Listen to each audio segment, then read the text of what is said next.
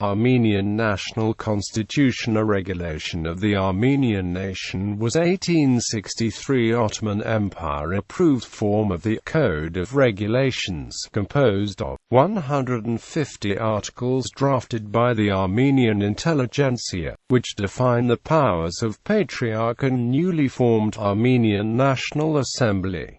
This code is still active among Armenian Church in diaspora.Hatt-ı. Hümayun's organization to bring equality among millets also brought the discontent of the Armenian Patriarchate. Before the Hatt-ı Hümayun, the Armenian Patriarch was not only the spiritual leader of the community, but its secular leader as well. The Patriarchate will dismiss the bishops and his jurisdiction extended to 50 areas. The revolutionary Armenians wanted to abolish what they saw as oppression by the nobility, drawing up a new national regulation. The Code of Regulations was drafted by members of the Armenian intelligentsia. They primarily sought to define the powers of Patriarch. Finally, the council accepted the draft regulation on May 24, 1860, and presented it to the Babi-Ali. The Babi-Ali ratified it by affirmation on March 17, 1863, and made it effective. The Armenian National Constitution was Ottoman Empire approved form of the Code of Regulations, composed of 150 articles which defined the powers of Patriarch and newly formed Armenian National Assembly. The Armenian Patriarch began to share his powers with the Armenian National Assembly and limited by the Armenian National Constitution. He perceived the changes as erosion of his community. It defined the condition of Armenians within the state, but also it had regulations defining the authority of the Patriarch. The Constitution of Armenian National Assembly seen as a milestone by progressive Armenians.